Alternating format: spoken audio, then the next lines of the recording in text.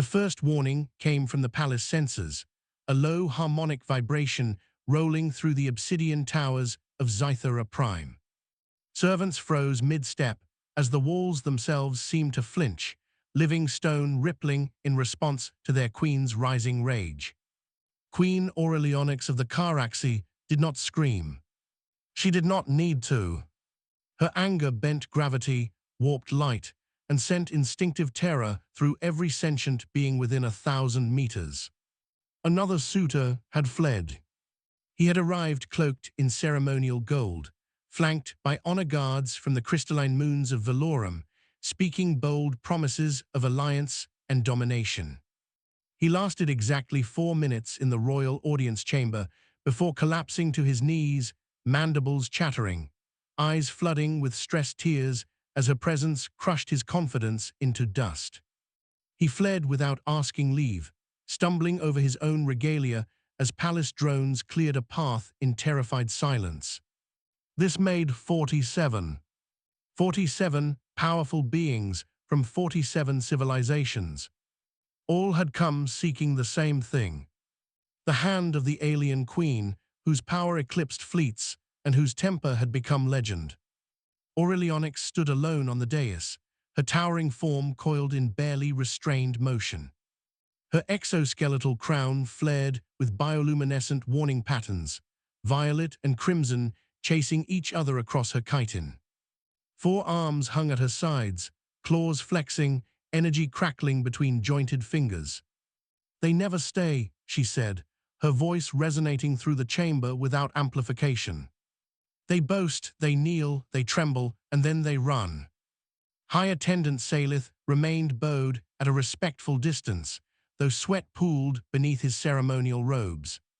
"Great Queen, your power is formidable," he said carefully, choosing each word as though it might explode.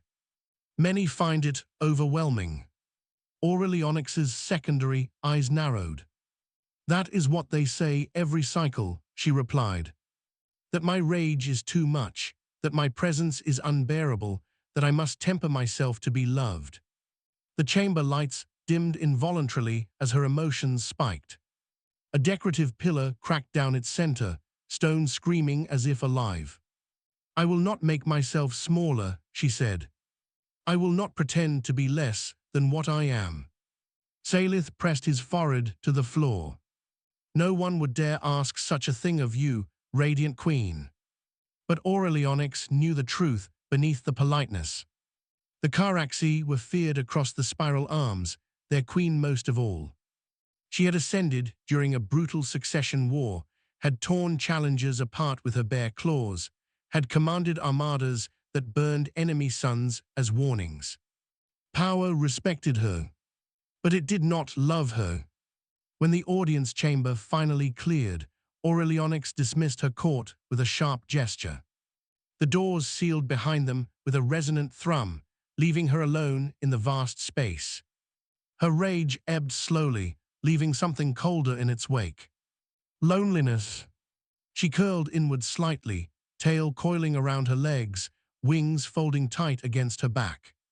The room seemed suddenly too large, too empty. She had not always been this angry. Once, long before the crown fused to her skull, she had laughed easily, had raced through the sky with clutchmates, had dreamed of partnership rather than dominion. But rulership demanded sharp edges. And now those edges cut anyone who came too close. On the far edge of the Galaxy Empire, light years away from royal courts and trembling suitors, a human mechanic named Eli Mercer wiped engine grease from his hands and swore softly under his breath. The freighter's jump drive had coughed again, throwing up error glyphs in 6 incompatible languages.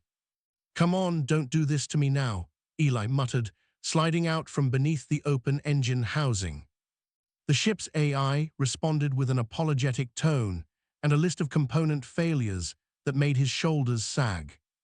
Eli was not supposed to be anywhere near Suitor Prime. He was a contracted civilian technician, the kind of person who kept ancient ships limping along the trade routes between bigger, louder stories. Politics bored him, royalty made him uncomfortable, and aliens with reputations for planetary annihilation were firmly on his list of things to avoid. Unfortunately, the galaxy did not care about his preferences. A sudden power surge rippled through the freighter. The deck lurched, gravity flickering just long enough to make Eli's stomach drop. Warning klaxons howled, red lights painting the cargo bay in frantic pulses. AI report, Eli snapped, already moving. Unscheduled spatial distortion detected, the AI replied. Trajectory altered by external force, origin classified as Caraxi Royal Space. Eli froze. Caraxi, he repeated. As in the Caraxi. Affirmative. He didn't have time to panic. The ship shuddered again, then the stars outside the viewport twisted, stretching into luminous arcs as space itself seemed to fold. With a sensation like being squeezed through a too-tight hatch, the freighter vanished from normal space. It reappeared moments later, above a planet that radiated power. Massive, dark, and veined with glowing energy lines that pulsed like a living heart. Zythera Prime. Eli stared at the display. Oh, you have got to be kidding me. Caraxi defense arrays locked onto the freighter almost instantly. Eli's console filled with targeting warnings, threat assessments, and automated demands for identification. He raised his hands instinctively, though no one could see him. This is a mistake, he said to the empty cockpit. I am absolutely not supposed to be here. The AI attempted to transmit standard civilian distress codes. The response came back not from an automated system, but from a direct royal channel. Unidentified vessel, a voice intoned, layered with harmonic overtones that made Eli's skin prickle. You have entered restricted sovereign space. State your purpose. Eli swallowed. This is Eli Mercer, he said, forcing his voice to stay steady. I'm a mechanic, civilian contractor. My ship malfunctioned, and I got pulled in by some kind of spatial anomaly. I'm unarmed, and I really just want to leave. There was a pause, long enough for sweat to bead on his forehead. The sensors showed energy building along the planet's surface, defensive weapons priming. Then the voice returned. Your vessel will be escorted to the royal docks. Non-compliance will result in immediate disintegration. Eli let out a slow breath. Copy that, he said. Escort sounds great. Massive Caraxi cruisers slid into formation around the freighter, their silhouettes jagged and imposing. Eli felt like a minnow surrounded by sharks. The ship was guided down through the atmosphere toward a sprawling complex carved directly into the planet's crust. As the freighter settled onto an unfamiliar landing platform, Eli ran a hand through his hair, leaving a smear of grease he didn't bother to wipe away. Okay, he murmured. Just stay calm, answer questions, fix whatever they think you broke, and get out alive. The hatch cycled open with a hiss. Warm air carrying the scent of ozone and minerals washed over him. Waiting outside were guards unlike anything he had ever seen, tall, multi-limbed, armored in living chitin that glowed faintly with internal light. Their weapons hummed with restrained energy. Their eyes fixed on him without blinking. Eli Mercer, one of them said, his translator rendering the clicks and resonances into flat human speech. You will come with us. Eli nodded, raising his hands slightly. Sure, he said. Lead the way. As he followed them into the heart of the palace, Eli had no way of knowing that he was walking toward the most feared being in the quadrant, nor that his arrival would set in motion a change no fleet or prophecy had ever managed to achieve. Far above, Queen Aurelionyx felt a disturbance ripple through her domain. Something unfamiliar, uncontrolled, and strangely gentle at its core. Her secondary eyes flickered, attention sharpening. Bring me the source of that anomaly, she commanded. Her voice carried an edge of curiosity she had not felt in cycles. And somewhere deep within her, beneath the rage and the crown and the crushing weight of expectation, something waited. Eli had been escorted through intimidating places before. Pirate strongholds, collapsing orbital stations, even a minor warlord's throne room once. None of them compared to the sensation of walking through the corridors of the Caraxi Palace. The walls were alive. Not metaphorically, but truly alive, pulsing faintly beneath translucent mineral layers, responding to movement and emotion with subtle shifts in color. Every step Eli took sent ripples through the structure, like the palace itself was aware of him, measuring him. "Okay," he muttered under his breath. "No pressure or anything." The guards flanking him moved with precise, predatory grace, four limbs flowing in perfect synchronization. They said nothing, but their attention never wavered, weapons angled just enough to remind him of the consequences of doing something stupid. Eli didn't plan to do anything stupid. He just wanted to survive long enough to fix his ship and get as far away from here as physics allowed. The doors to the royal audience chamber opened without a sound, splitting apart like a massive organism exposing its core. Heat rolled out from within, not scorching but intense, charged with energy that made the air feel thick. Eli stepped inside and immediately felt it. Pressure. Not physical exactly, but something deeper, like gravity aimed directly at his thoughts. At the far end of the chamber stood Queen Aurelionyx. She was taller than any being Eli had ever seen in person, easily 4 meters at full height, her form a fusion of regal symmetry and barely contained violence. Her wings were partially unfurled, membranes glowing faintly, casting fractured light across the chamber. Her eyes, primary and secondary alike, locked onto him with terrifying intensity. Eli's knees threatened to buckle. His instincts screamed at him to run, to drop, to do anything except stand there. But years of working on failing ships in vacuum had taught him one thing: panic never helped. So he did the only thing he could think of. He took a breath and waved. "Hi," he said. "I'm Eli." The guards stiffened instantly, weapons humming louder. Aurelionyx's crown flared bright crimson, energy snapping in the air like distant thunder. "You stand before your sovereign," she said, her voice reverberating through Eli's bones. "And you greet me as an equal." Eli swallowed, heart hammering. "Sorry," he said quickly. "No disrespect intended, I just figured honesty beats groveling." Silence fell, heavy and absolute. The kind of silence that came right before someone was turned into a smear on the floor. Aurelionyx studied him, truly studied him. She saw no hidden weapons, no psychic shielding, no ceremonial bravado. Just a grease-stained human in worn boots, standing there with wide eyes and an expression that hovered somewhere between terror and stubborn politeness. "You are not afraid," she observed. "Oh no," Eli replied immediately. "I am absolutely terrified. I'm just trying not to let it run the conversation." One of her secondary eyes twitched.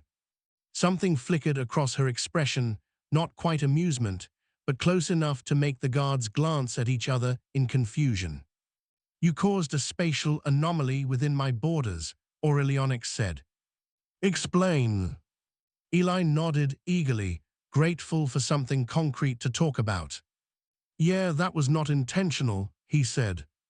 "My jump drive, a modified Helrix Mark 7 with a non-standard stabilizer coil.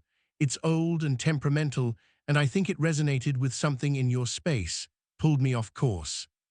He gestured vaguely, realizing mid-sentence that explaining engine mechanics to an alien queen known for annihilating suitors might not be his smartest move. But the short version is, my ship broke, I didn't attack anything, and I really don't want to be here causing trouble. Aurelionyx circled him slowly, each step making the floor vibrate. Her presence pressed in from all sides, a storm contained within a living form. Most beings would have collapsed by now, their minds overwhelmed by instinctive submission. Eli wobbled, but stayed upright. His hands curled into fists at his sides, not in defiance, but to ground himself. "You resist my aura," she said softly, "even knowing what I am." Eli shrugged weakly. "Guess humans are stubborn," he said. "Or maybe I've just spent too long wrestling broken machinery to be impressed by anything that tries to scare me." The guards made a sharp clicking sound that Eli suspected was laughter.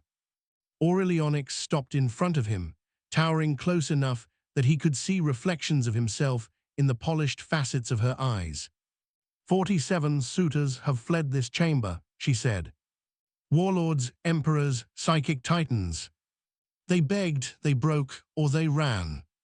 She leaned closer, lowering her head until her face was level with his. "And yet you stand." Eli hesitated, then spoke carefully. "Respectfully," he said. "They came here wanting something from you. I just want my ship to stop trying to kill me." That did it. A sharp, startled sound escaped Aurelionics before she could stop it. A laugh, raw and unrefined, echoing off the chamber walls. The energy pressure spiked briefly, then eased. The lights steadied, the walls relaxing their frantic pulse. The guards stared openly now, astonishment written across alien features. Aurelionics straightened, still watching Eli intently. "There is no deception in you," she said. "No hunger for power, no ambition toward my throne." "Absolutely not," Eli said quickly. "Your throne looks very heavy." Another click from the guards. More unmistakably amusement this time. The Queen turned, gesturing toward a raised platform where organic consoles shimmered with data. "Your vessel will be examined," she said. "If your explanation proves truthful, it will be repaired." Eli sagged with relief. "Thank you," he said sincerely. "That's all I'm asking." Aurelionics paused, then added, "You will remain within the palace during this time." "You interest me, human." Eli blinked. "Interest how?" he asked, then immediately regretted asking anything at all. Her gaze softened in a way that made his skin prickle for entirely different reasons. "You are unaffected by my rage," she said. "Unintimidated by my crown. You speak to me without fear-driven desire." She turned fully toward him again. "For the first time in many cycles," she said. "I would know why." Eli scratched the back of his neck. "Honestly," he said, "I think you're just having a rough day." The chamber froze. Every guard stiffened, energy weapons flaring instinctively. Aurelionics stared at him, eyes wide, then slowly, impossibly, she began to smile. A real smile, sharp and luminous and utterly disarming. "Perhaps," she said. "Stay, mechanic. Tell me about your machines." And for the first time since taking the throne, the Queen of Rage felt her fury quiet, just a little. Eli did not expect to be escorted to guest quarters that rivaled luxury starliners. Organic walls curved gracefully around a chamber filled with soft, bioluminescent light, the floor warm beneath his boots, adjusting to his weight and posture. It felt less like a prison and more like the palace was cautiously welcoming him. "Well," he murmured to himself as the guards withdrew. "This is new."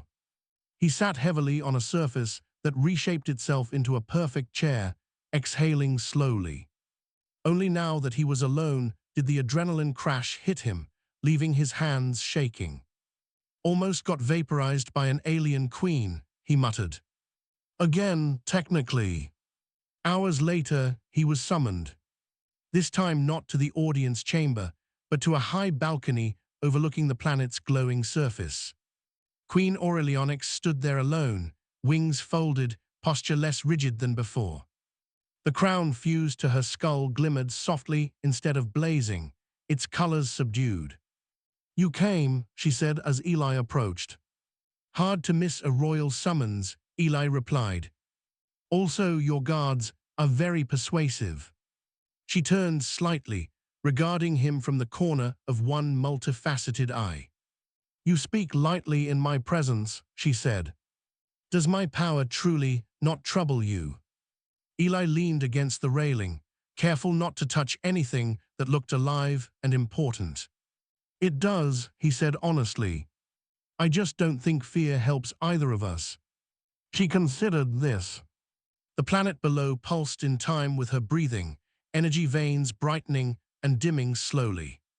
Sit, she said, gesturing.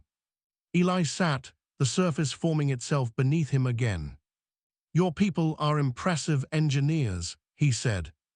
This whole place feels like a machine that learned how to be a palace. Aurelionyx tilted her head, intrigued. It is grown, not built, she said.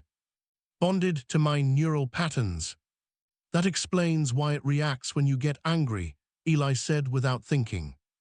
Her eyes narrowed, but not sharply. You sense that, she said. Kind of hard to miss, he replied. The walls looked like they were bracing for impact. Instead of flaring, her crown dimmed further. No one ever says these things, she said quietly. They pretend not to notice, or they lie. Eli shrugged. I fix engines, he said. If something rattles, I listen. Silence settled between them, not tense, but thoughtful. For the first time, Aurelionyx did not feel the need to fill it with authority.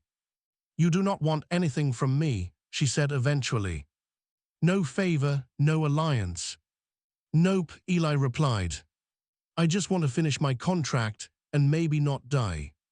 A strange sound escaped her throat, halfway between a huff and a laugh. You are unlike any being I have met, she said. Eli smiled faintly.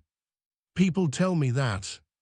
Below them, a distant thunder rolled across the planet's surface, responding not to rage, but to her shifting emotions. Do you know why they flee? She asked suddenly.